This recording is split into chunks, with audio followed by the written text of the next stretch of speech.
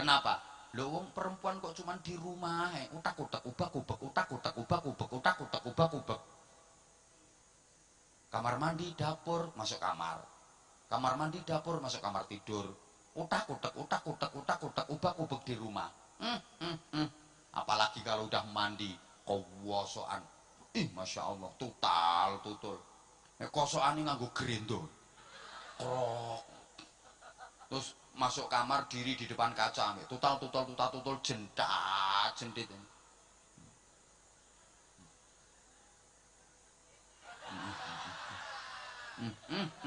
Lambene.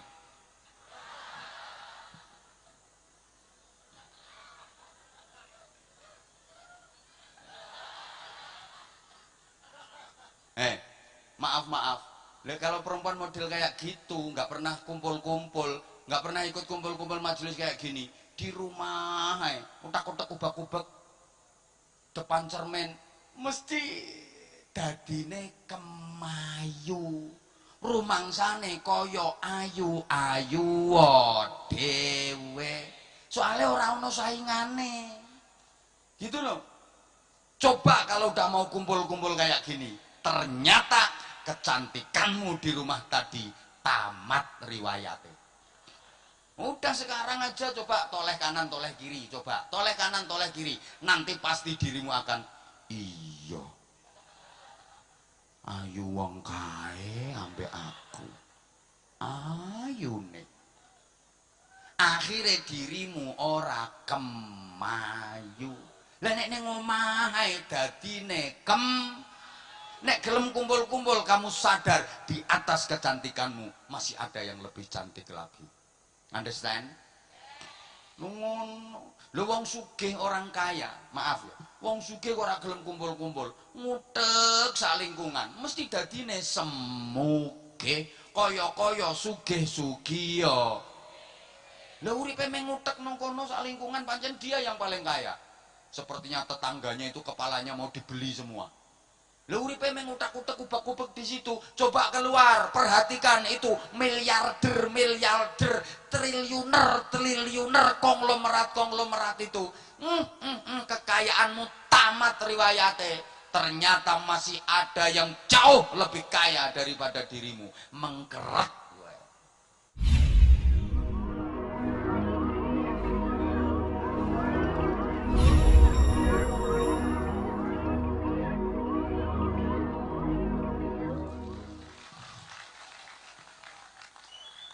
Mohon kekompakan ini dipertahankan dan terus ditingkatkan. Sekali lagi mohon dukungan untuk majelis ini, dan terutama sekali kalau para ulama, para kiai, para ajengan, para sesepuh dimohon restunya, dimohon arahan dan bimbingannya. Kemudian seluruh masyarakat dimohon dukungannya. Dan yang terutama sekali mohon doanya dari yang ndobrok-ndobrok di bawah itu.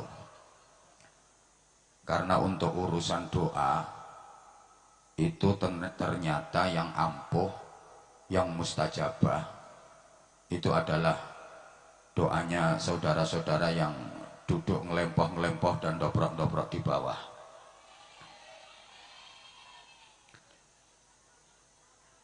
Kenapa yang di bawah doanya kok lebih ampuh?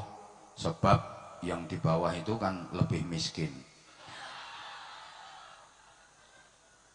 Loh, ini berdasarkan sabda Rasulullah, qiwamud dunya bi arba'ati asya. Jadi tegaknya dunia, urusan apapun itu ditopang dengan 4 perkara. 1, bi ilmil ulama. Jadi ulama itu dengan ilmunya beribadah, berjuang melalui jalur intisyarul ilmi. Seperti Kiai Bustami Mukhtar. Ini berjuangnya beliau, jihadnya beliau pakai ilmu. Bapak-bapak yang bisa ngaji silahkan jadi kiai, jadi ustadz, jadi ajengan. Tapi kalau nggak bisa ngaji, tolong jangan jadi kiai. Bingung nih wong. Lah sampean nggak harus jadi kiai untuk mendapatkan pahala. Mendukung perjuangan kiai sama, mensupport sama. Menjahaza faqad ghaza. Siapa yang memberi bekal orang yang berangkat berperang, maka dia dapat pahala seperti yang berangkat berperang. Sapa wonge nyangoni wong sing budal perang, oleh ganjaran padha karo ganjarane sing budal perang. Sapa wonge nyangoni kiai, ya iya, ya pahalanya sama, gitu loh. Jadi kalau memang bisa ngaji, silakan jadi kiai, jadi ustadz. Tapi kalau nggak bisa ngaji, tolong jangan membingungkan banyak orang, gitu loh. Yang suaranya bagus, silahkan azan, jadi vokal sholawat. Tapi kalau suaramu nggak bagus, ya jangan jadi vokal sholawat, jangan azan, ngerusak kuping. Loh, orang suaranya jelek kok azan, itu hukumnya makruh, ganggu lingkungan. Loh, yang mau datang ya males loh, manggil jamaah subuh kok Allahu Akbar, Allahu Akbar.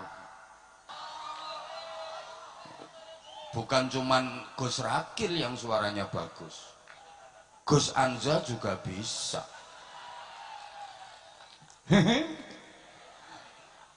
Gitu loh. Nah kalau dirimu bisa organisasi, silakan berjuang melalui organisasi. Melalui organisasi kemasyarakatan yang manfaat. Silahkan, entah jadi ketua, entah jadi wakil, entah jadi sekretaris, atau jadi anggota. Jangan semuanya pengen jadi kepala. Aku mau gabung tapi harus jadi kepala. Nggak mau aku kalau jadi kaki. Wong kok terima nggo sikil-sikilan. Lha dipikir sikile ora penting apa? Ndas iso mlaku ki mergo ono sikile. Gitu loh, coba bayangkan, kepala aja nggak ada tangan, nggak ada kaki, gelimbang-gelimbung neng dhuwur meja. Itu loh. Ya penting semua, makanya di sini yang hadir semuanya orang-orang penting. Yang di atas panggung semuanya penting. Ini bagian pangestu itu. Ini grup hadroh penting. Sambil nunggu penceramahnya, hadroh main. Nah kalau nggak ada penceramah, kalau nggak ada hadrohnya, nunggu penceramah mau ngapain sampean? Jotos-jotosan. Tukang son penting. Nah, terima kasih tukang son, keren, jasanya luar biasa. Sonnya enak, keren. Nah kalau nggak ada sonnya, saya suruh nyeramai orang selapangan, pedot intil-intil saya. Tukang lampu penting. Nggak ada lampunya ya kayak sholawatan di alam kubur. Semuanya penting. Jenengan semua yang hadir di sini orang-orang penting. Saya nggak bisa membayangkan, andaikan tanpa kehadiran Anda semua, saya ceramah di sini seorang diri. Gendeng saya. Semuanya penting. Gitu loh. Yang kedua, bisa khawatil aghnia. Bi'adlil umarok dulu. Ya ini masih manusia jadi ada lupanya. Jadi pertama tadi bi'ilmil ulama, yang kedua wa'adlil umara. Jadi pejabat itu ibadahnya berjuangnya dengan keadilan, kebijakan yang berpihak kepada rakyat, terutama rakyat yang ndoprok-ndoprok itu.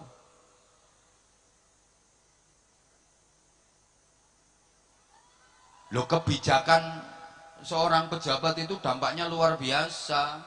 Makanya saya itu sempat berpikir begini ya, Nabi kok pernah bersabda, yaumun wahidun min imamin adilin ta'dilu ibadata sittina sanah.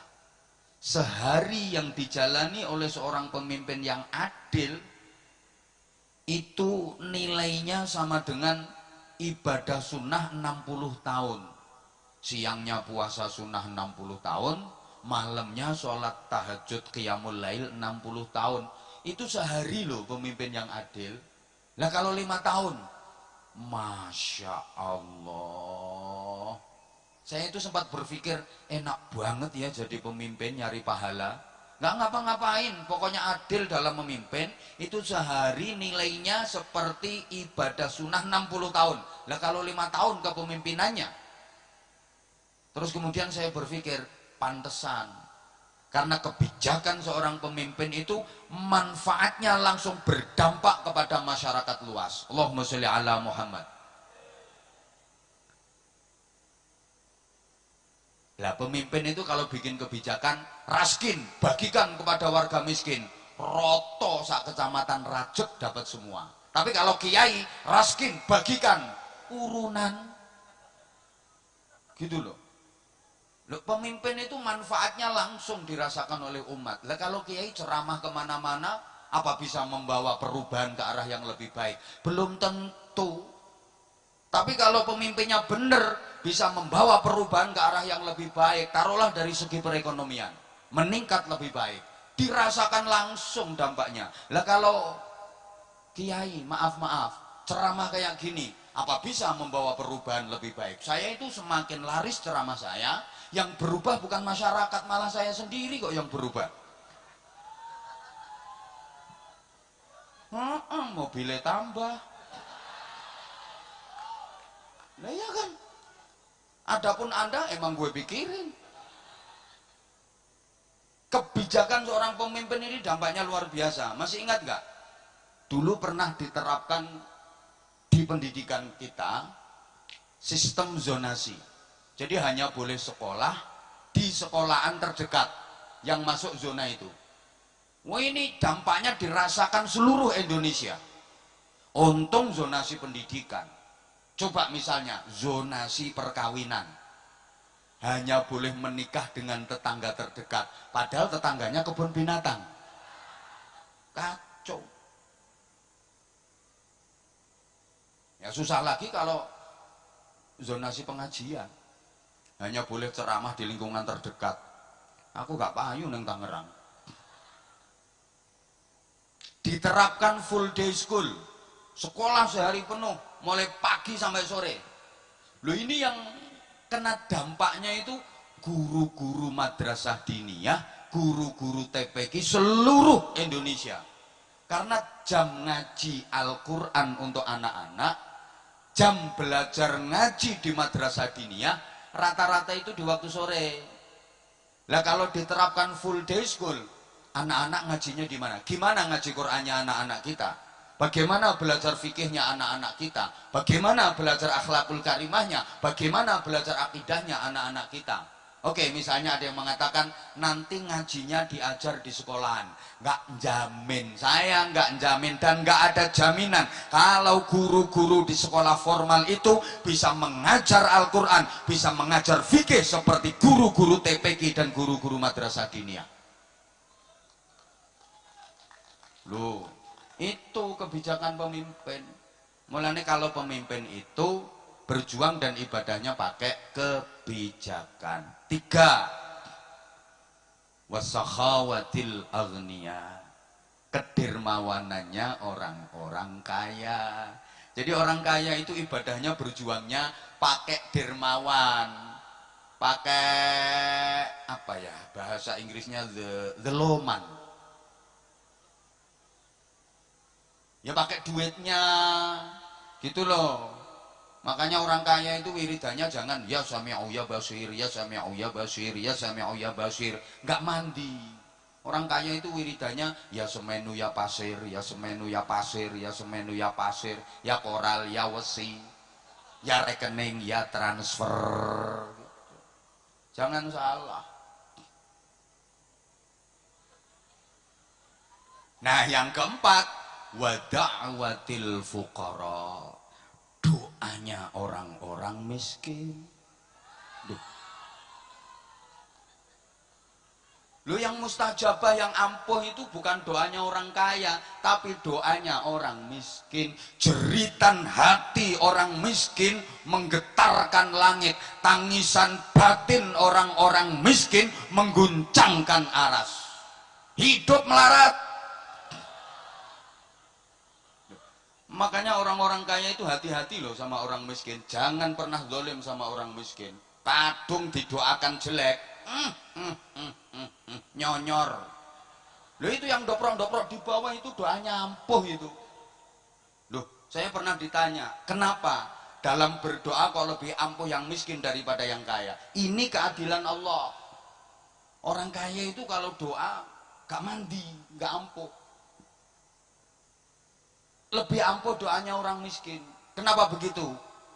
Jawabannya, orang kaya itu kan pinter nyari duit. Makanya rata-rata duitnya banyak itu orang kaya itu. Memang dia pinter nyari duit. Cuma doanya gak ampuh.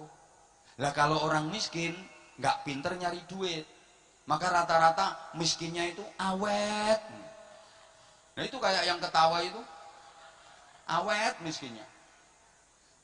Tapi kalau berdoa ampuh, gitu loh. Makanya coba diperhatikan, maaf ya, orang-orang besar, orang-orang sukses itu rata-rata berangkat dari keluarga sederhana. Taruhlah maaf sekali dari keluarga miskin. Tokoh-tokoh hebat itu banyak yang berangkat dari keluarga miskin. Coba aja, ndak usah disebut nama, tahulah.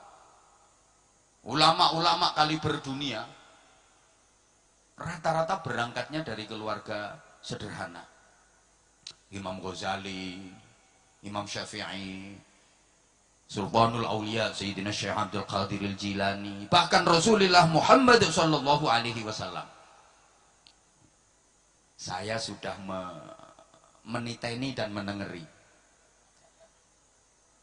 Di sekolah-sekolah itu ya rata-rata yang dapat peringkat-peringkat bagus itu anaknya orang miskin, yang masuk kelompok 10 terbaik itu loh, apa bahasa Inggrisnya, best 10 apa itu, oh ya the best 10 itu umumnya didominasi oleh anaknya orang yang kurang mampu. Rata-rata anaknya orang kurang mampu, rata-rata begitu. Halo? Ya karena doa orang tuanya mandi itu tadi ampuh. Lah apa anaknya orang kaya nggak bisa jadi anak baik? Bisa. Anaknya orang kaya yang hebat itu bukan anaknya orang kaya yang dia rajin berdoa, ndak. Orang kaya yang suka membantu orang miskin, suka menolong orang miskin. Nah orang miskin yang dibantu, yang ditolong itu kan seneng, akhirnya berdoa. Nah orang kaya itu dapat sababan doanya orang melarat-melarat itu. Gak ngandel ya wes, ya ngandel lah. Lah ada yang ngomong gini, lah kalau memang orang miskin itu doanya ampuh mustajabah, kenapa nggak mau mendoakan dirinya sendiri? Misalnya gitu. Nah maaf ya, orang miskin doanya mustajabah itu kalau mendoakan orang lain gitu. Ya mendoakan diri sendiri ya biasa. Jadi karenanya mohon doanya, mudah-mudahan majelis Nurul Nurul Habib ini bisa istiqomah, bisa lebih syiar. Panjenengan yang ikut hadir di majelis ini insya Allah termasuk orang-orang yang beruntung, termasuk orang-orang yang dipilih oleh Allah, dihadirkan di majelis yang paling dicintai oleh Allah, majelis yang paling dicintai oleh Rasulullah Shallallahu Alaihi Wasallam. Nabi itu bersabda, ad-dunya mal'unatun wa mal'unun ma fiha illa dzikrullah wa mawalah wa aliman wa muta'alliman. Dunia ini dilaknati Allah. Dilaknat itu artinya mab'udun an rahmatillah, dijauhkan dari rahmat kasih sayang Allah.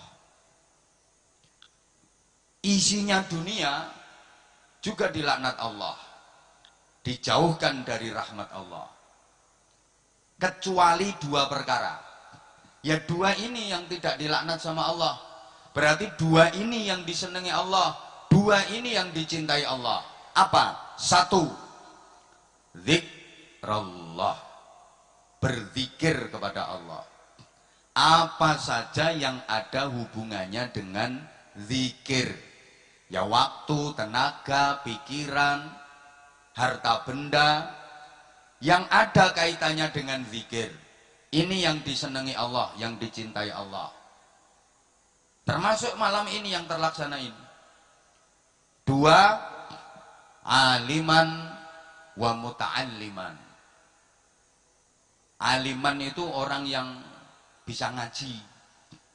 Muta'alliman meskipun belum bisa ngaji tapi mau ngaji. Ya ini malam ini kan panjenengan berada di majelis zikir, berada di majelis ilmu. Tadi guru-guru kita yang luar biasa sudah memberikan mauidhah, sudah memberikan tausiah luar biasa. Mudah-mudahan menjadi ilmu yang manfaat dan barokah. Nah, saya koret-koretan hanya bagian menghibur saja, nyenengne sampean supaya lebih semangat lagi dalam berzikir, lebih semangat lagi dalam bersolawat, lebih semangat lagi dalam bermajelis ke depan. Ini kan harapan kita ke depan, majelis ini terus eksis, terus istiqomah. Nggih? Nggih? Duh, ini majelis penuh rahmat Allah. Siapapun yang hadir di majelis ini pasti dicintai Allah, pasti disayangi Allah. Ini majelis penuh maghfirah. Yang hadir di majelis ini dosa-dosanya diampuni semua, bahkan sebelum beranjak dari tempat ini semua dosa-dosanya sudah diampuni oleh Allah. Allah sendiri kok yang janji, siapapun yang hadir di majelis zikir, hadir di majelis ilmu, akan diampuni dosa-dosanya sebelum dia meninggalkan majelisnya.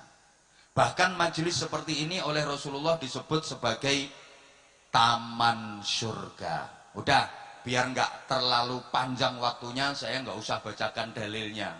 Dalilnya tadi udah beliau-beliau guru-guru kita yang sudah menyampaikan tausiah dan mauidhah tadi. Saya nggak hafal dalil, jadi langsung tak kasih pengertian gitu aja, nggih. Ya, cek kersane apa kersane biar waktunya itu cepat. Ini majelis oleh Rasulullah disebut sebagai taman surga. Taman, jangan berpikir masa taman surga kok gerugalan tok kayak gini. Kenapa dinamakan taman surga? Ya, di majelis ini hati kita digerakkan untuk lebih dekat kepada Allah. Hati kita digerakkan untuk lebih mencintai Rasulullah Shallallahu Alaihi Wasallam. Kemudian majelis ini kan kumpulan orang-orang baik. Lah kalau kita berkumpul dengan orang baik, setidaknya kita akan mendapatkan percikan kebaikannya. Kita akan ketularan kebaikannya. Allahumma sholli ala Muhammad. Gini gambarannya, khusus ibu-ibu dulu. Ibu-ibu, kalau ibu pengen tampak langsing, kan ini kelihatannya pada gembrot-gembrot ini. Ibu kalau pengen kelihatan langsing, ibu nggak perlu diet yang menyakitkan itu, Bu. Minum obat mahal-mahal, apalagi tubuhnya dipeletot-peletot menyakitkan. Nggak perlu. Ada cara diet yang paling praktis. Ibu langsung kelihatan langsing. Caranya bagaimana? Cukup ibu duduk bersebelahan dengan orang yang lebih berbobot. Ibu akan kelihatan langsing. Artinya begini, untuk menjadi baik, kita nggak perlu menjelek-jelekan orang lain. Gitu loh. Berbuatlah lebih baik. Secara otomatis kita akan menjadi baik. Understand? Nggak perlu menjelek-jelekan orang lain. Cukup lakukan yang terbaik yang bisa kita lakukan. Udah gini aja. Ini bicara soal ketularan jadi baik. Gini, mas-mas, kalau Anda pengen baunya harum, kan nggak harus beli parfum yang branded, yang merek Eropa, yang mahal-mahal, wong potonganmu nggak gablek duit gitu. Nggak harus. Ada cara praktis kok. Cari penjual parfum, udah deketin di situ. Nah nanti paling tidak sampean akan disemproti apa diolesi gitu loh. Atau misalnya ibu lagi ke pasar pengen jeruk tapi nggak punya duit, mau beli nggak bisa, nggak punya duit, udah berdiri aja di samping penjual bakul jeruk itu. Nanti lama-lama bakulnya kan kasihan, wong wajahmu wajah melas, ambil satu til disigar kasihkan jenengan gitu loh Bu. Atau mas-mas siang-siang panas pengen minum es, mau beli nggak punya duit, caranya ya deketin penjual es, udah berdiri di situ aja. Nanti lama-lama ada orang beli, diminum kok nggak habis. Maksud saya begini ya, maaf. Kalau kita itu nggak bisa ngaji, saya dengan jenengan itu sama kok. Kalau kita ini nggak bisa ngaji, nggak paham Al-Quran, nggak paham hadis, nggak ngerti judulnya kitab, apalagi takbir-takbir di dalam kitab yang jelimet-jelimet, yang ruwet-ruwet kita nggak ngerti. Tapi kita pengen dapat ilmu, caranya gimana? Ya mendekat ke majelis-majelis taklim semacam ini. Nanti perlahan-lahan, dikit-dikit pasti akan dapat tambahan ilmu. Nah kayak jenengan diajak ngaji, diajak sholawatan, tadi dijelaskan bagaimana karakternya Rasulullah dalam memberikan uswah, dalam memberikan keteladanan. Nanti hati kita akan tergerak untuk bisa mencontoh dan meneladani Nabi Muhammad SAW. Nah kalau kita sudah berusaha maksimal untuk mencontoh, meneladani Nabi Muhammad SAW, kita akan mendapatkan karunia paling tidak dua perkara. Satu, mendapatkan anugerah cintanya Allah. Dua, mendapatkan anugerah ampunannya Allah. Allahumma sholli ala Muhammad.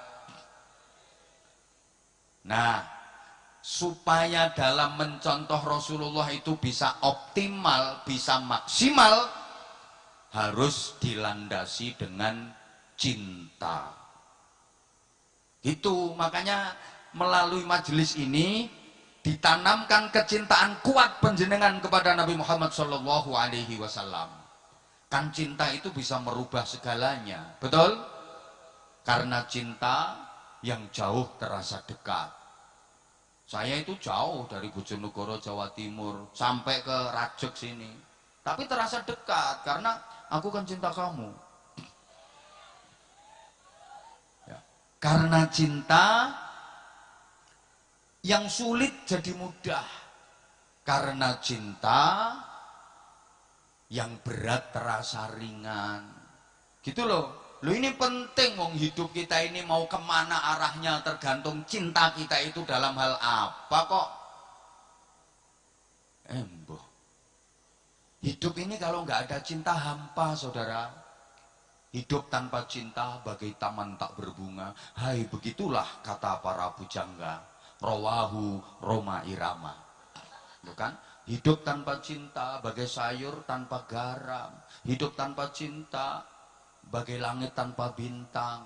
Hidup tanpa cinta bagai laut tanpa ombak. Hidup tanpa cinta bagai bantal tanpa iler, bagai hidung tanpa upil. Duh, gini ya, maaf ya, ini saya guyon tapi serius. Cinta itu pula yang diminta oleh Nabiullah Adam alaihi salam ketika beliau dikeluarkan dari surga. Loh, Nabi Adam itu ketika dikeluarkan dari surga, beliau nggak minta untuk dikembalikan ke surga lagi. Enggak. Yang diminta apa? Satu, ampunannya Allah. Dua, cintanya Allah. Dua hal itu yang diminta oleh Nabi Adam. Rabbana zalamna anfusana wa illam taghfir lana wa tarhamna lanakunanna minal khasirin. Coba, ini apa yang diminta oleh Nabi Adam? Wa illam taghfir lana wa tarhamna. Jika engkau tidak mengampuni semua kesalahanku ya Allah, jika engkau tidak memberikan kasih sayangmu kepadaku ya Allah. Dua hal itu. Loh, nabi-nabi itu kalau ke Allah yang diminta itu ya ampunan, ampunan, ampunan, dan ampunan. Bagaimana Nabiullah Ibrahim alaihi salam, Rabbana ghfirli wali walidayya walil mu'minina yawma yaqumul hisab, mengakui zalim dan zalim. Bagaimana Nabi Yunus 40 hari 40 malam berada di dalam perut ikan.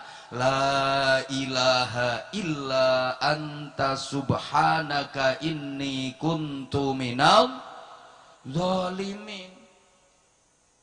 Sampai Rasulullah Muhammad Shallallahu Alaihi Wasallam itu sama sekali nggak ada salah, apalagi dosa, nggak ada sama sekali. Itu kalau beristighfar kepada Allah tiap hari nggak pernah kurang dari 100 kali. Coba kita, salahnya sambrek, tapi diajak istighfar itu ndoeh-ndoeh. Habis sholat itu baca istighfar 3 kali sambil angop, astagfirullah. Diajak zikir, diajak istighfar baru 15 menit ngantuk. Tapi kalau maaf ngomeli suami itu betah setengah jam. Ada apa enggak? Ada apa enggak? Ada. Ini orangnya sekarang pakai jilbab warna coklat kok. Itu orangnya ketawa-ketawa itu. Bajunya hitam.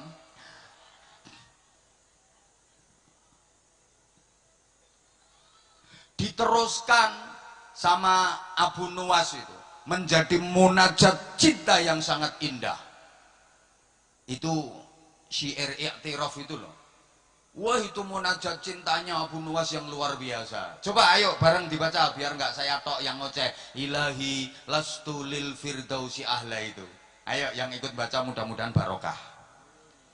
Mudah-mudahan lancar usahanya. Gampang ibadahnya. Gampang amal solehnya, gampang nyari pahalanya, gampang nyari utangannya. Kok emoh wong itu ya penting kok. Ayo bareng-bareng ya coba tabarukan i'tiraf. Ini kan munajat cinta yang luar biasa. Ilahi lastu lil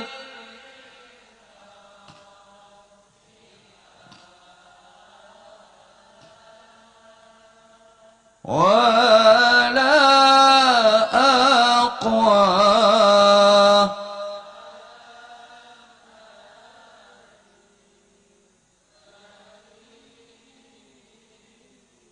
Dah cukup dulu. Ya Allah Tuhanku, orang macam aku ini sungguh gak layak menjadi penghuni surga. Apa yang mau aku andalkan? Coba kita pikir. Nabi Adam yang sudah tinggal di surga bertahun-tahun udah menjadi penduduk surga, cuma gara-gara kesalahan sekali aja dikeluarkan dari surga. Nah kita pojokannya surga aja belum pernah tahu. Kesalahannya sambrek. Gak layak aku menjadi penghuni surga. Amal apa yang akan aku andalkan? Maaf, sholat 5 waktu itu kadang bolong-bolong. Ada? Ya itu orangnya jawab sendiri itu. Sholat sunnah enggak pernah, rawatib qobliyah ba'diyah enggak, sholat duha juga enggak, awwabin enggak, apalagi qiyamul lail, sholat hajat, sholat tahajud enggak. Padahal tiap malam mesti bangun tapi enggak sholat. Ngapain? Peace of the tour and the peace of the yes. Coba. Kalaupun sholat 5 waktunya lengkap, maaf, ndak khudu, ndak khudur, ndak khusyuk, ndak mutu, ndak kualitas. Gaya ini melafatkan niat usolli, usolli, sol usolli. Wih, takbiratul ihram itu sendak tapi nganti melungker kayak Allahu Akbar. Coba kalau udah kabira walhamdulillahi katsir. Udahlah kita itu sholatnya 99% ngelamun. Betul? Yang ceramah ini sama. Malah lebih parah. Gitu loh. Masa yang kayak gitu bisa diandalkan untuk masuk surga? Puasa ya cuman Ramadan doang. Aku ngomong doang ya iki. Ya tok. Puasa cuman Ramadan tok. Maaf. Halo? Itu pun ya Allah nggak mutu, nggak kualitas lah puasa kita. Puasa hanya sekedar ndak makan, ndak minum, ndak hubungan intim suami istri itu aja. Mata nggak puasa, telinga ndak puasa, lesan kita nggak puasa, tangan nggak puasa. Puasa kalau cuma ndak makan, ndak minum, ndak hubungan intim suami istri, maaf, kambing juga bisa, wedhus ya iso poso. Coba nyari kambing itu, masukin kandang, udah seharian, mulai fajar sampai maghrib, jangan kasih makan, jangan kasih minum, jangan dicampur jantan sama betina. Puasa itu kambing. Nah puasa kalau cuman kayak gitu, maaf, puasa sunnah juga jarang banget. Itu rawat apa namanya, di Idul Hijjah itu ada tarwiyah Arafah juga ndak puasa, Taswa Asyura juga ndak puasa, Ayyamul Bid juga ndak puasa, hari-hari putih itu loh. Tanggal Komariah 13, 14, 15 itu disunahkan puasa. Nggak puasa pula, padahal orangnya katanya bisa ngaji, tapi nggak puasa. Ada apa nggak? Orangnya datang. Perempuan apa laki? Di bawah apa di panggung? Orangnya pakai celana apa sarung? Bajunya lengan pendek apa panjang? Pecinya warna putih apa hitam? Orangnya duduk apa berdiri? Yang mana? Oh ya, makasih. Senin Kemis juga enggak. Coba tuh. Ya setidaknya dibantulah puasa Senin Kemis. Gitu loh. Jadi tiap hari Senin ya usahakan nyenen, tiap hari Kemis usahakan gitu. Apa coba? Sedekah. Sedekah yang mana yang kita andalkan untuk menjadi penghuni surga itu? Mana coba? Rata-rata yang disedekahkan itu yang lungset-lungset itu. Betul? Kadang ada pengamen di rumahnya baru bunyiin gitar, greng prei, malah rumahnya ditulisi tidak menerima sumbangan dalam bentuk apapun. Ada apa enggak? Ya itu orang bakhil diumumkan seluruh negara itu. Allah ya Karim. Terus amal yang mana? Jadi nggak pantas lah, nggak layak lah, kayaknya nggak layak, nggak layak. Wala aqwa ala naril jahimi. Tapi andaikan aku harus disiksa di neraka jahim, sungguh aku ndak kuat. Mendengar cerita saja, api neraka itu panasnya 70.000 kali lipat panasnya api dunia. Lewang kenyanyak rokok wis jinjak-jinjak. Ndak kuat. Nah terus gimana ini? Nah maka solusinya gimana? Halo? Fahabni taubatan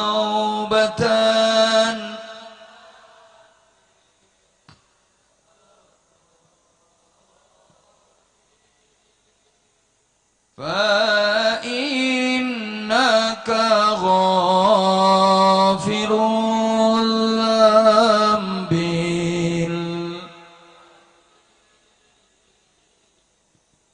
Maka ya Allah Tuhanku, karuniakan kepadaku kemauan dan kemampuan untuk bertaubat atas kesalahan dan dosa-dosaku. Ampuni semua dosa-dosaku ya Allah. Ya, karena sebanyak apapun dosa kalau diampuni Allah kan hilang. Segede apapun kesalahan, sebanyak apapun dosa, kalau mendapatkan rahmat dan ampunan Allah, dihapus semua. Sekecil apapun kebaikan, kalau itu diridhoi Allah, boleh jadi kebaikan kecil ini yang akan menuntun kita menuju surga Allah. Maka jangan pernah meremehkan amal yang kecil loh. Walaupun hanya sekedar ketemu tetangga, ketemu saudara, berwajah cerah dengan senyum indah. Lo itu menghapus dosa. Wa min mujibatil maghfirah layyinal kalam wa taliqal wajhi. Termasuk penyebab diampuninya dosa, omonganmu yang enak, wajahmu yang cerah. Ketemu tetangga, "Mbak mau kemana?"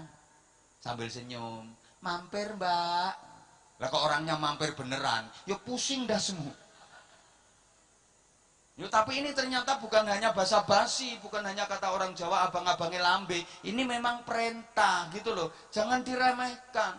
Ketemu suami senyum, nah itu pahalanya kayak ibadah haji. Nah enak toh tinggal menjedetkan lambe.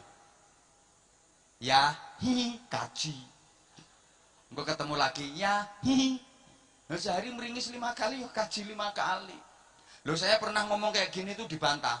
Masa senyum di depan suami kok pahalanya haji? Lo jangan masak, itu kelihatannya gampang, hanya menjedetkan lambe, tapi prakteknya sulit. Coba ibu-ibu kalau di depan suami lebih banyak senyum apa lebih sering cemberut? Lo kan ya senyum kalau dikasih duit. Lah kalau nggak dikasih duit ya bibirnya maju panjang 2,5 meter. Gitu loh, jangan diremehkan loh amal kecil. Masuk masjid udah nggak ada orang, ini kipas angin kok wugu wugu wugu wugu wugu semua, matiin. Ini mubazir, ini setrum bayar. Kolah wudhu udah nggak ada orang kok keramik grojok grojok grojok amber amber, set matiin, mubazir. Masuk toilet kok ada peninggalan orang lain, mundung mundung siram, nanti dipakai orang enak malah ditambahi. Jangan diremehkan.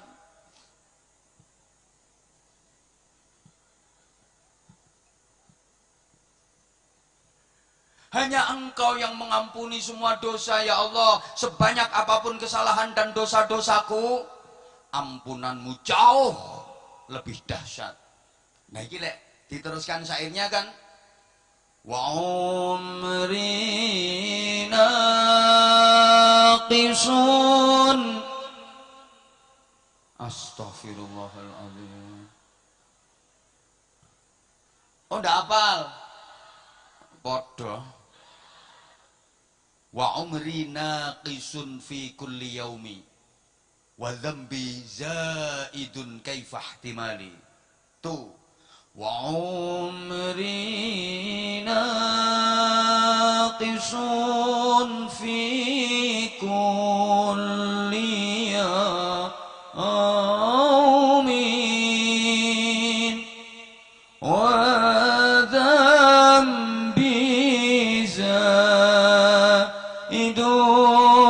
kaifa ihtimali. Wa umri naqisun fi kulli yaumin, umurku berkurang setiap hari.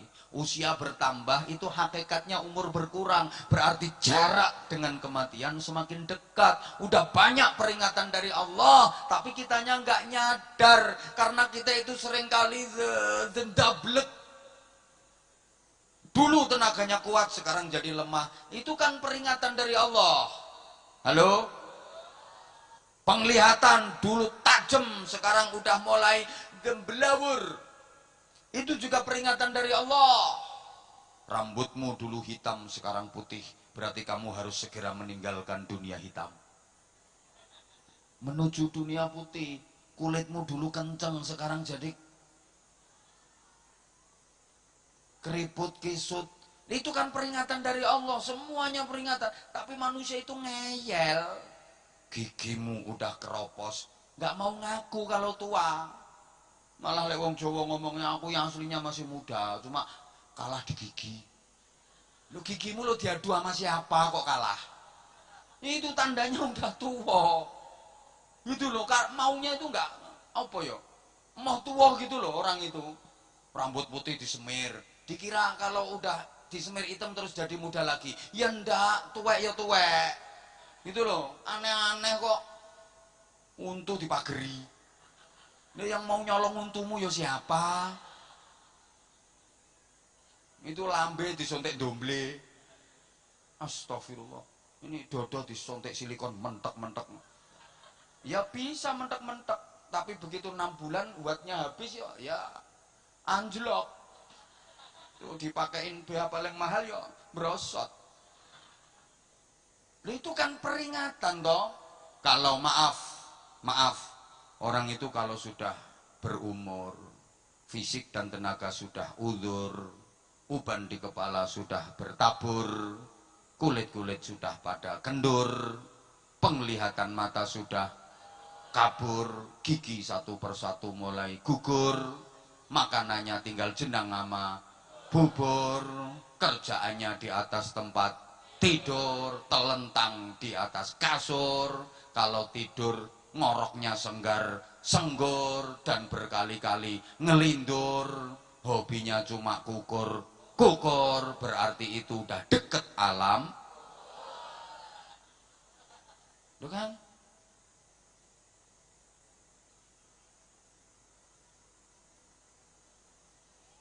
Sementara dosa setiap saat bertambah.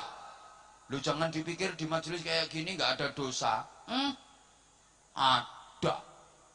Ada loh. Dikira nunggu mulai habis isya sampai sekarang ini terus nggak ada dosa. Ada. Itu ngomongin saya. Ada itu. Ada. Itu 2 orang itu sama gemuknya itu.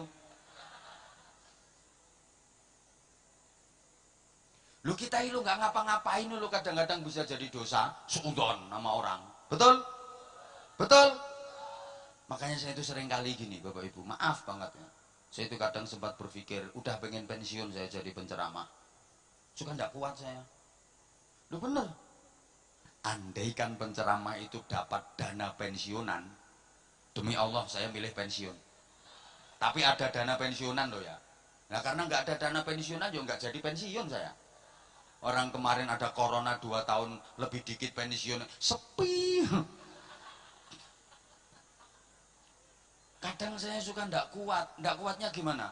Gini loh, saya datang, semua orang memberikan penghormatan. Kenapa? Dianggap saya orang baik, dianggap saya orang mulia. Lah yang lain jamaahnya bungkuk-bungkuk, iya Pak Ustadz, Abah, Pak Ustadz, Abah, selamat datang. Loh itu akhlaknya orang soleh loh itu. Yang bungkuk-bungkuk dengan sikap tawaduk, merasa hina, merasa rendah, merasa lebih jelek. Itu akhlaknya orang soleh itu. Sementara saya misalnya kok bangga, Abah ada. Saya merasa lebih baik. Itu akhlaknya Abu Jahal. Masa Abu Jahal kok ngasih ceramah orang soleh? Mau sampean diceramai Abu Jahal? Mau gak? Ayo terus no sampean Gus Ragil. Sampean soleh. Gitu loh. Masya Allah. Jadi dosa kita itu kadang-kadang, astagfirullahaladzim, setiap tingkah kita itu bisa mengundang dosa. Apa yang kita harapkan kalau bukan cinta Allah, kasih sayangi Gusti Allah. Maka saya hanya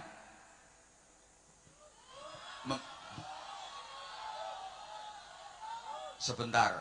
Situ yang minta lanjut-lanjut itu nyumbangnya berapa? Mau ngatur penceramah.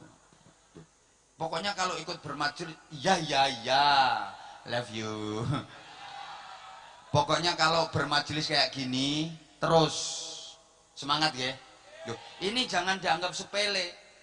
Majelis kayak gini bukan hanya pertemuan badan ketemu badan, jasad ketemu jasad, orang ketemu orang, bukan. Jadi ini pertemuan roh ketemu roh, jiwa ketemu jiwa, sukma ketemu sukma. Ini bukan hanya sekedar Rondia ketemu sama Romelah, bukan hanya sekedar Sulastri ketemu Sumiati yang biasa tak pakai wiridan Sulastri Sumiati Supia, bukan. Ini bukan hanya pertemuan antar jasad, tapi pertemuan antar roh, pertemuan antar jiwa. Loh, makanya Rasulullah menyebutnya sebagai taman surga. Ini indahnya luar biasa. Dan ini adanya hanya di Indonesia. Loh, di luar negeri mana ada majelis-majelis kayak gini? Cobalah sampai yang sekali-kali jalan-jalan ke luar negeri. Nyari malam-malam kalau ada majelis kayak gini. Ayo mulai timur tengah sampai tengahnya timur. Cari kalau ada. Selain di Indonesia. Loh, kalaupun ada beberapa negara tetangga, itu nyontoh Indonesia itu. Duh, beneran.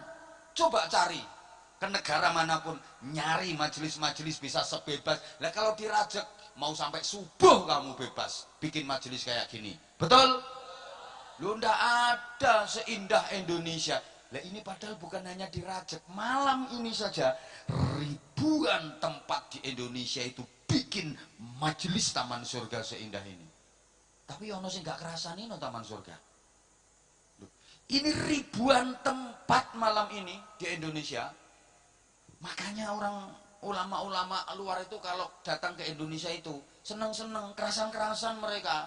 Kenapa? Mendapatkan keindahan.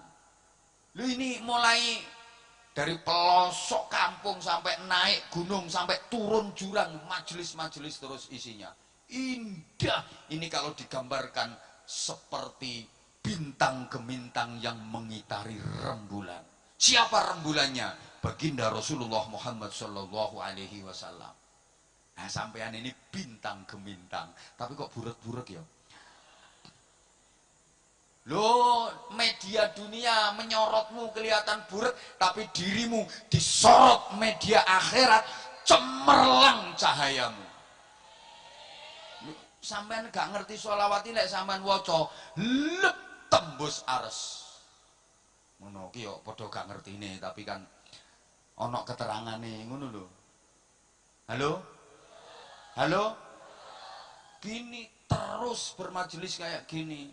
Ini saya sering gambarkan seperti pepohonan yang rindang. Loh, kampung manapun kalau banyak pepohonan yang rindang itu hawanya sejuk. Kalau hawanya sejuk, pikiran dan hati masyarakat dingin, guyup rukun masyarakatnya itu. Maka kampung manapun itu kalau banyak majelis-majelis semacam ini, majelis sholawat, majelis dzikir, majelis ilmu, sejuk. Masyarakat itu damai, guyup rukun, hidupnya penuh barokah. Tapi kalau pepohonan itu dibabati semua, orang nggak ada majelis-majelis model kayak gini. Itu kan pepohonan-pepohonan itu ditebangi, dibabati. Lah pohon-pohon dibabat, ditebangi, ya kampung itu jadi entak-entak. Aku nyari bahasa Indonesianya susah entak-entak itu. Apa ya bahasa Indonesianya? Hah? Gersang. Nah, ya wes iku, gersang.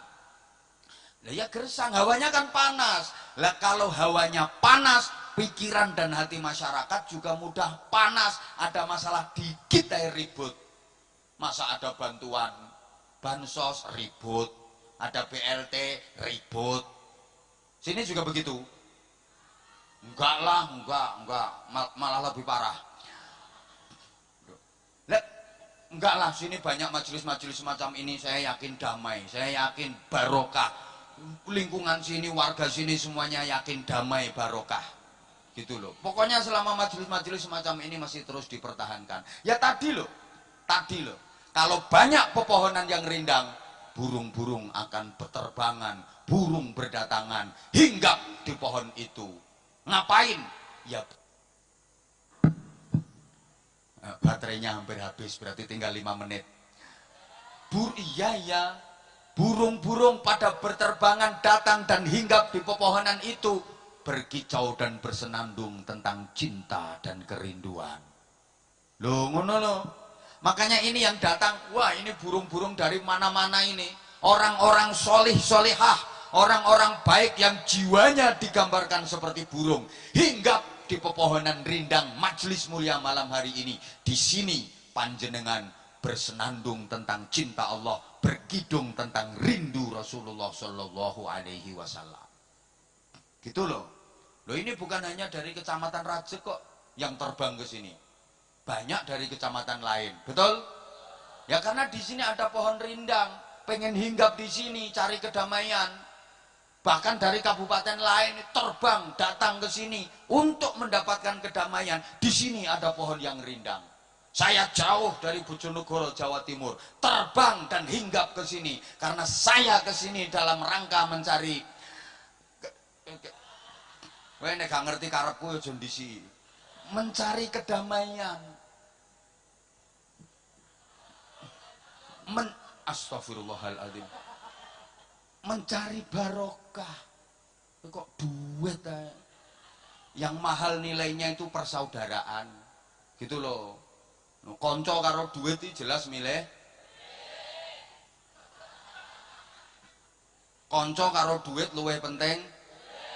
Astagfirullahaladzim. Coba ya tak jelasin ya. Duitmu banyak banget tapi nggak punya temen, nggak punya siapa-siapa, hidupmu sendirian. Mau dipakai apa duitnya? Ya guru ki awakmu. Hidupmu sendiri di tengah oro-oro sana jadi ketua suku belekok kamu. Percuma duit banyak, nggak ada temen. Lah meskipun dirimu nggak punya duit tapi teman banyak, enak. Ada kerepotan, banyak yang bantu. Ada kesusahan, banyak yang nolong, temennya banyak. Nggih napa nggih? Iya apa ya? Nah, makanya konco karo duit kuwi ternyata luweh penting. Astagfirullahaladzim. Tadi kok udah bilang iya tuh tadi. Lah yang ngomong nggih tadi siapa? Coba dengerin lagi, tak jelasin. Pikir toh pikir. Pikir sing jernih. Duitmu banyak banget, udah triliunan wes, triliunan. Tapi dirimu nggak ada temen. Ayo hidup sendirian. Mau ngapain? Pakai apa duitmu? Percuma, betul? Nah, meskipun nggak punya duit, tapi temennya banyak. Wah, susah kayak apa? Gampang, banyak yang nolong. Ribet kayak apa? Enteng, banyak yang bantu. Betul? Makanya temen sama duit itu lebih penting. Kita terus-terus no kato tedian aku ini kok. Astagfirullahaladzim. Yang mahal itu nilai persaudaraan kok. Loh, ini yang datang ini orang-orang solih-solihah yang jiwanya digambarkan seperti burung. Kok digambarkan seperti burung? Di mana tempat? Burung itu nggak ada yang bertengkar, damai. Beda kalau nggak ada pepohonan, karena dibabat, ditebangi, gersang yang tumbuh ilalang. Nggak ada burung berkicau dan bersenandung di ilalang, itu nggak ada. Yang datang binatang-binatang melata, bangsane luwak, terus garangan, terus macan rembah, terus apa maneh kaya ulo, terus biawak, boyo. Lah kuwi engko nek petuk isine mung kerang cakar-cakaran kae. Nah, di semak belukar, di ilalang nggak ada burung berkicau bersenandung di situ. Yang ada apa? Binatang melata. Kalau ketemu mesti berantem. Kalau ketemu cakar-cakaran. Gitu loh. Desa kok nggak ada majelis sholawat, nggak ada majelis ilmu, nggak ada majelis zikir. Masyarakatnya suka ribut, mesti ada masalah dikit berantem. Mesti gitu. Jiwanya masyarakat ya seperti binatang-binatang melata itu panas. Beda dengan kalau banyak majelis-majelis semacam ini. Pohonnya rindang-rindang, burung-burung berdatangan, hinggap di situ cari kedamaian. Ini yang hadir orang-orang baik, orang-orang solih-solihah yang jiwanya digambarkan seperti burung. Nggak ada burung bertengkar. Ono manuk tukaran, manuk kerah ono. Kok iso ono manuk bojomu kuwi sing kerah? Burung apa? Wong burung itu tempatnya di Cakrawala kok. Cakrawala tuh luas tak bertepi, terlalu naif untuk dijadikan medan pertengkaran. Ngapain aku harus berantem? Ngapain aku harus bertengkar? Cakrawala ini luas, bro. Ngapain berantem? Ngapain bertengkar? Kalau aku nggak diterima hinggap di pohon itu, ya aku terbang. Nyari pohon yang lain, aku akan hinggap di sana. Di sana aku nggak diterima, aku terbang lagi nyari pondok ya pohon yang lain, aku akan hinggap di situ. Di situ nggak diterima, aku terbang hinggap di pohon lain. Yang penting damai dan aku tidak menyakiti saudaraku. Loh, paham pora diomongin ngene iki. Tak ewangi petentengan kok kono ndoweh. Loh, burung itu simbol kasih sayang. Gitu loh. Makanya itu anak-anak muda kalau mau nikah, itu di undangannya umumnya digambari burung. Cucuk-cucukan. Simbol cinta dan kasih sayang. Kecuali ini nanti kalau jadi manten ini nikahan ini sampul undangannya digambari garangan ini nanti. Semuanya gambar burung karena itu simbol cinta dan kasih sayang. Loh, ini majelis kayak gini jangan dianggap remeh, jangan dianggap sepele. Allahumma sholli ala Muhammad. Masih kuat? Saya itu mau ceramah sebentar sebenarnya, tapi saya malu. Ngapain jauh-jauh dari sana nyampe sini kok cuma cerit 15 menit. Pasti nanti pulang ya diomong wong sak rajek. Diundang ngoyo-ngoyo, ngaji kaya pitik nelek ceret tinggal mulai. Mesti itu. Mesti digermengi seperti itu. Padahal maaf ya, ini saya boleh cerita ya. Ya, yang mau pulang enggak apa-apa kok pulang, tapi ada yang di sini loh untuk teman saya. Nah, kalau pulang semuanya saya apa bedanya dengan orang gila? Ini boleh cerita ya. Ya, betapa saya datang ke sini ini penuh perjuangan. Saestu, sungguh ya. Maaf banget. Dibilang riak ya terserah lah, pokoknya saya cerita. Ini ceritanya kan gini. Kemarin itu tak pikir jadwal di sini itu nggak ada. Orang yang bagian penjadwalan saya itu nggak ngomong itu udah waktu deket. Loh, ada jadwal di Jakarta? Nggih, ada. Kapan? Tanggal ini. Loh, itu kan kita udah persiapan mau berangkat haji, antisipasi. Nanti kalau sewaktu-waktu berangkat gimana? Udah kayak gitu. Ternyata jadinya deal. Ngapain orang di sana itu banyak ulama ngundang orang ceketer kayak saya. Tuh. Nah, tahu-tahu yang ngundang Gus Ragil. Oh, ya mbo. Iki kan yo ngene-ngene kan yo rontok bolo. Ngono. Oh, Gus Ragil. Akhirnya ya udahlah, nggak apa-apa kalau ada waktunya. Tuh. Nah, kemarin malam itu saya masih di Sragen sama Ngawi. Yang di Sragen itu sebenarnya bareng sama Habib Syekh, tapi karena beliau masih dirawat di rumah sakit, alhamdulillah siang tadi beliau udah keluar dari rumah sakit, udah sehat, doanya panjenengan semua. Tadi malam bareng sama putranya beliau sama Habib Umar bin Syekh. Terus malamnya di Ngawi, sampai rumah udah subuh. Terus saya kemas-kemas, terus pamitan sama anak-anak, karena insya Allah mohon doanya sekaligus mohon doanya panjenengan besok malam berangkat haji. Itu makanya sekalian kemas-kemas juga, istirahat nggak apa, pamitan sama anak-anak pondok ke bandara, karena di jadwal itu terbangnya jam 12, saya jam 11 sudah nyampe bandara. Ternyata delay sampai jam setengah 3 sore. Keluntrung kaya wong Bambung no bandara. Nah, begitu nyampe sini, dah langsung ke tempat transit istirahat. Itu udah maghrib, mandi, sholat isya, maghrib isya, berangkat ke sana tadi, Citra. Pokoknya sana lah pokoknya tadi. Sana langsung naik ceramah nyampe sini, langsung berangkat lagi ke sini. Dulu aku ki yo nyelak no. Dan sekalian saya habis ini nggak pulang, langsung nunggu di sini. Tuh. Ya wes ngono tok ceritane. Nah, aku kan ngomong mau cerita. Ya wes ngono tok itu ceritanya. Nah, ini kan jadwal nyelak gitu loh. Dan alhamdulillah saya malah bersyukur ketika tadi saya datang tadi loh yang tadi yang terakhir itu loh. Itu aku itu tadi.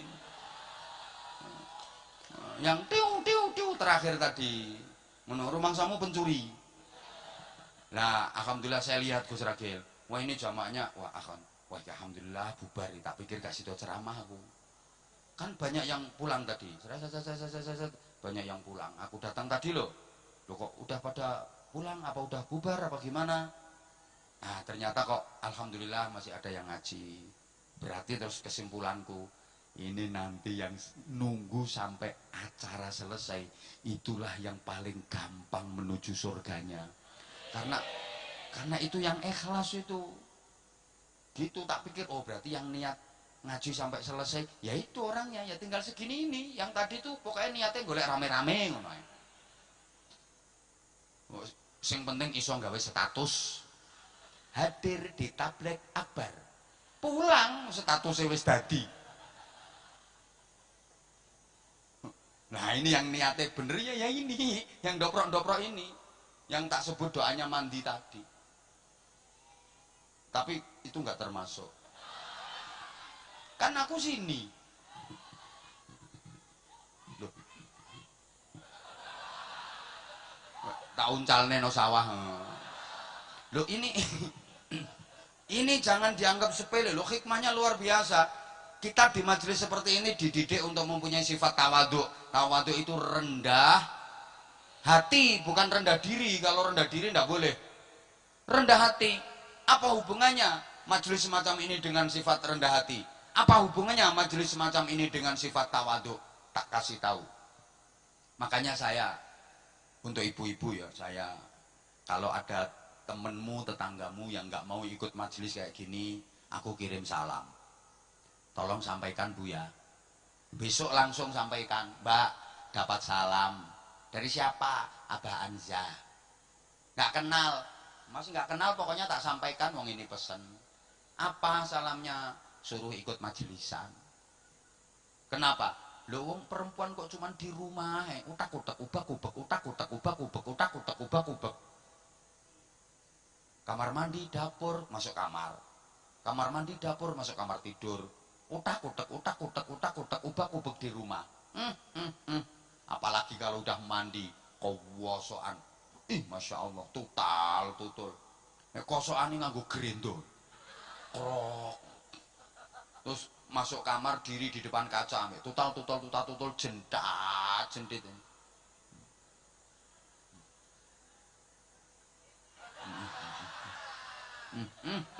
Lambene.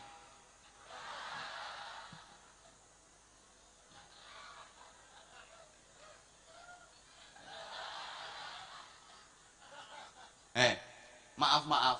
Lah kalau perempuan model kayak gitu, nggak pernah kumpul-kumpul, nggak pernah ikut kumpul-kumpul majelis kayak gini, di rumah, utak-utak, ubak-ubak, depan cermin, mesti dadine kemayu, rumangsane koyo ayu-ayu dhewe. Soalnya orang ono saingane. Gitu loh. Coba kalau udah mau kumpul-kumpul kayak gini, ternyata kecantikanmu di rumah tadi tamat riwayatnya. Udah sekarang aja coba toleh kanan toleh kiri, coba toleh kanan toleh kiri, nanti pasti dirimu akan iya ayu wong kae ambek aku ayu nih, akhirnya dirimu ora kemayu. Lah nek ning omah ae dadine nek gelem kumpul-kumpul, kamu sadar di atas kecantikanmu masih ada yang lebih cantik lagi. Understand? Ngono. Lho wong sugih orang kaya, maaf ya. Wong sugih ora gelem kumpul-kumpul, ngutek sak lingkungan, mesti dadine semuge kaya-kaya sugih-sugiya. Lah uripe meng ngutek nang kono sak lingkungan, pancen dia yang paling kaya. Sepertinya tetangganya itu kepalanya mau dibeli semua. Lah uripe mengutak-utak ubak-ubak di situ. Coba keluar, perhatikan itu miliarder, miliarder, triliuner, triliuner, konglomerat itu. Kekayaanmu tamat riwayate. Ternyata masih ada yang jauh lebih kaya daripada dirimu. Mengkerak gue. Tibae aku sik gak ono apa-apane mbek wong kae. Akhire ora semugih, ora paham? Paham? Loh, maaf, wong pinter lho nek gak gelem kumpul-kumpul, dadine ya kaya-kaya pinter-pinter dhewe.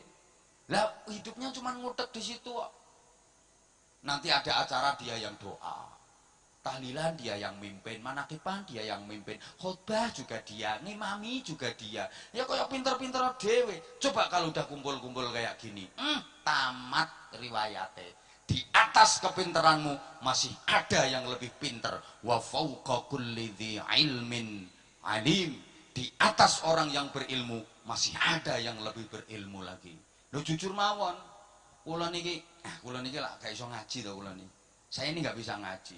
Kalau kumpul sama kiai-kiai seperti ini, masya Allah, saya itu rasanya koyok cili.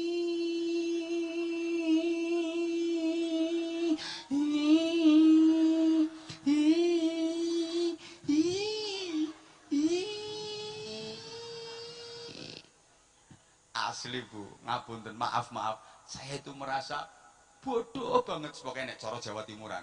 Nek tepak kumpul karo kiai-kiai ngene iki lho. Aku ki rumoso gua blok blok blok blok blok blok blok blok blok blok blok blok. Demi Allah. Oke. Nek wis kumpul sama orang-orang alim itu rasanya ya Allah.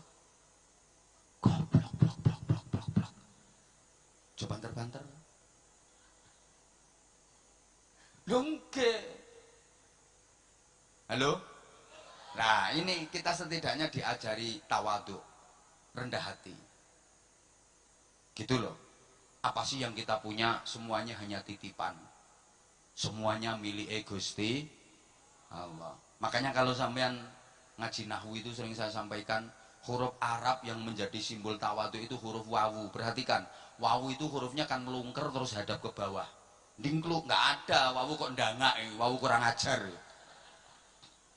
Huruf wawu itu semuanya mesti merunduk gini, melungker dan menunduk. Huruf wawu itu loh, huruf hijaiyah wawu menunduk gini, mesti melungker menunduk. Ini sifat tawadhu, simbol tawadhu.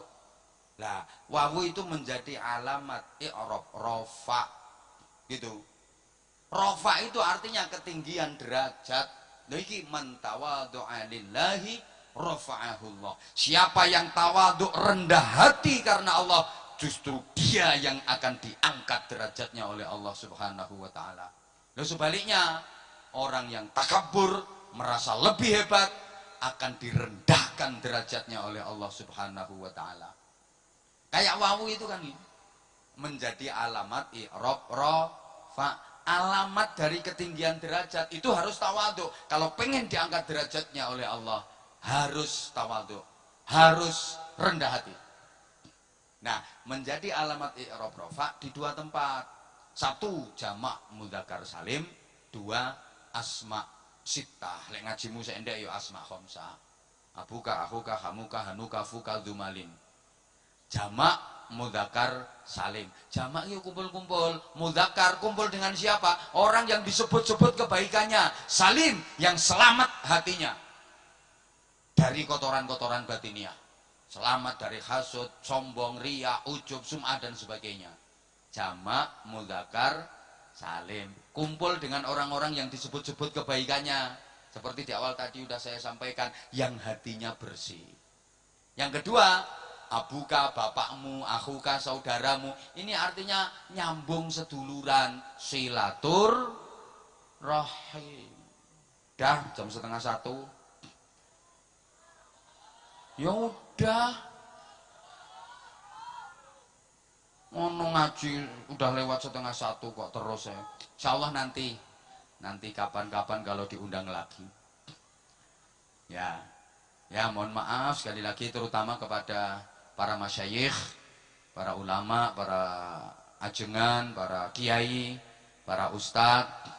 Ceramah saya bukan konsumsi panjenengan. Saya mulai pertama memang sengaja komunikasi dan ceramah saya itu sasarannya saudara-saudara saya yang dobrok-dobrok itu.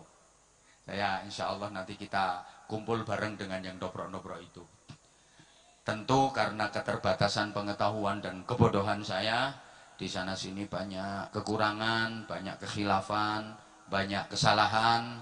Saya yang sangat do'if dengan segala keterbatasan, mohon maaf yang sebesar-besarnya.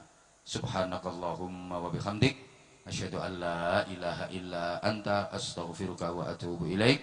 Wafaqanallahu wa iyyakum lima yuhibbu wa yardah. Wassalamualaikum warahmatullahi wabarakatuh.